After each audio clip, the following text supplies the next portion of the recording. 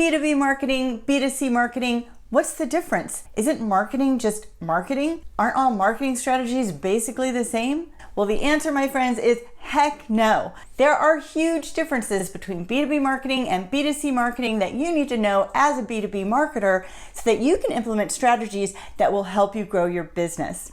What's up, guys? I'm Robin, your B2B marketing bestie, here to share 4 key differences between B2B marketing and B2C marketing and share some marketing strategies for B2B marketers that are the most effective. Okay, let's talk about B2B key difference number 1, which is higher purchase price. So B2B products and services tend to have a much higher purchase price than its B2C counterpart. And by contrast, the majority of B2C products have a much lower purchase price than B2B, with many items costing less than, say, $100. There are some exceptions like luxury items and cars, but generally speaking, B2C products cost less than $1,000 or so. So buying things like soap or clothing or vitamins aren't going to be life-changing decisions. On the other hand, B2B purchases can cost thousands to millions of dollars or more. So if you're buying software that your entire staff is going to use, that could cost you thousands of dollars per month. Or if you're buying industrial equipment for manufacturing, say, that can cost hundreds of thousands of dollars. So these are really high ticket items that can make a big difference in your balance sheet. So as a B2B marketer, you need to use marketing strategies that are appropriate for these higher ticket items. We'll get more into those toward the end. Now, let's get into B2B key difference number 2, which is multiple decision makers.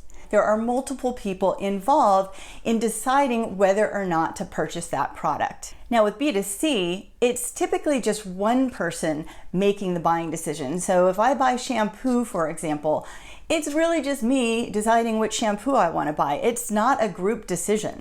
But with B2B, there could be a number of people involved in the purchase decision. So let's say you're Salesforce, which makes customer relationship management software for sales and marketing teams.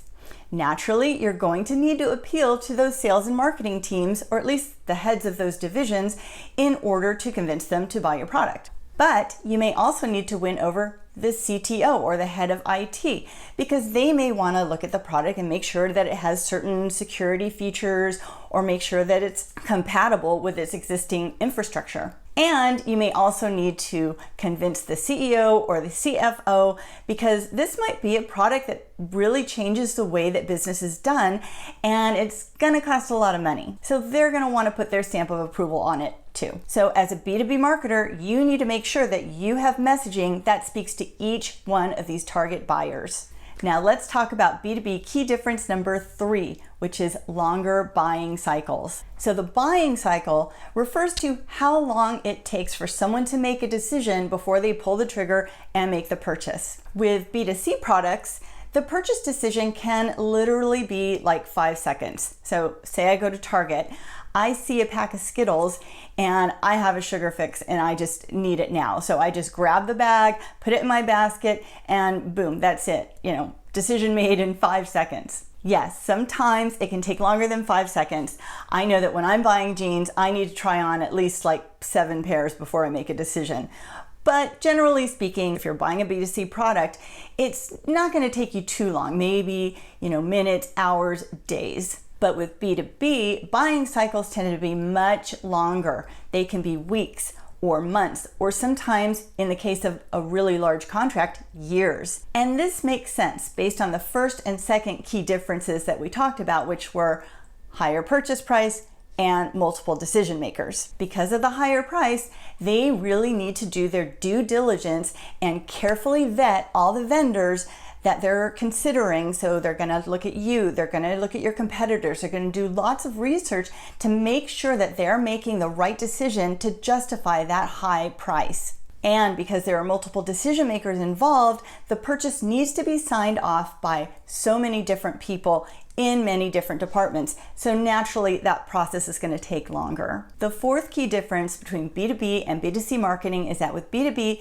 it tends to be a long-term relationship, whereas with B2C, it's more like casual dating. Let me explain. Let's say I've bought some brawny paper towels and I'm using them to clean up a latte that I spilled and the towel rips. Well, I'm not going to get on the phone with brawny customer service to ask them to troubleshoot why the towel ripped. I'm just going to, throw it away and then go buy Bounty next time. For the record, I'm not endorsing Bounty or Brawny.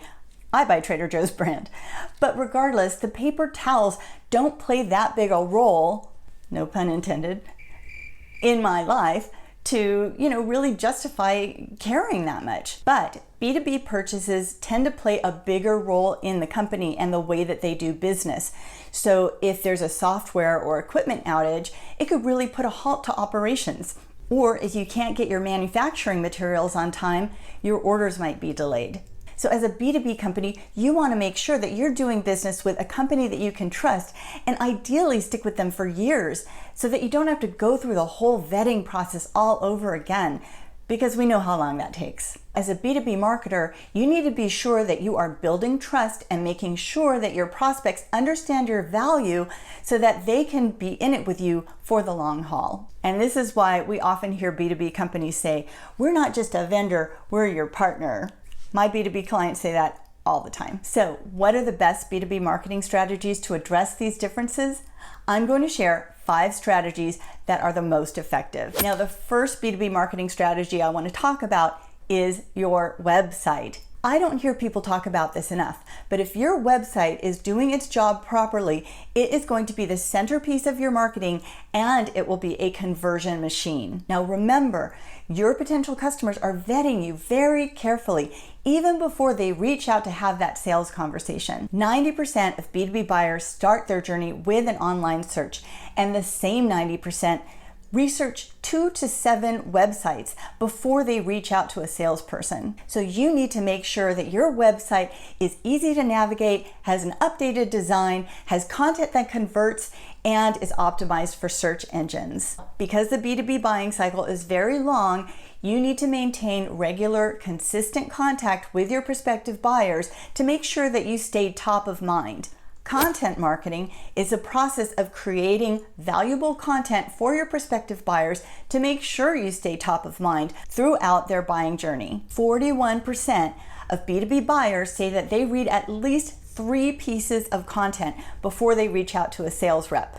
So this kind of content could be anything from blogs to ebooks to webinars to videos to infographics or white papers. Content marketing is a great way to position you as a thought leader and to build trust among your target audience. And it also serves as a great vehicle for our next strategy, which is search engine optimization, or SEO. Remember when I said that 90% of B2B buyers start their journey with an online search? Well, you need to make sure that you're found when they do their searching. SEO is a process of optimizing your website so that search engines like Google will rank you high in their rankings so that when buyers type in keywords that are related to your products or services, you get found and you appear at the top of those search results. SEO works best when it is combined with content marketing so that you are regularly producing content with your target keywords so that you can always be ranked and found by the search engines.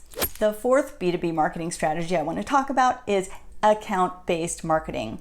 With account-based marketing, or ABM, you are focusing your marketing efforts on specific companies that you want to sell your products or services to. ABM works especially well when the price of the contract is very high or you're in a very niche industry. Oftentimes, businesses have sort of a wish list of companies that they really want to sell to. In account-based marketing, you can target decision makers at those companies with your ads or content that is personalized to their needs. So instead of marketing to the masses, you're being very, very focused to specific companies that are the best fit for your business. Okay, now the fifth and last B2B marketing strategy that I want to talk about is paid ads. And paid ads are used by a lot of B2C companies as well, but it can still be a very effective strategy for B2B. You can buy sponsored ads on sites like Google. So when someone types in a keyword, your listing will appear near the top. And it looks very similar, actually kind of identical to an organic listing. It just has the word sponsored at the top. And you can also take out digital display ads, which usually have some sort of nice graphic design to them that, can really be more eye-catching to your buyers and get them to click. I'll get into all of these B2B marketing strategies in more detail in future videos. And if there's any that you specifically want to know more about, be sure to let me know in the comments below. Thank you so much for watching. I hope you found this video helpful. And if you did, please like and subscribe to my channel. It really, really does help me continue to create more free educational B2B marketing content that you can use to help grow your business. See you in the next video.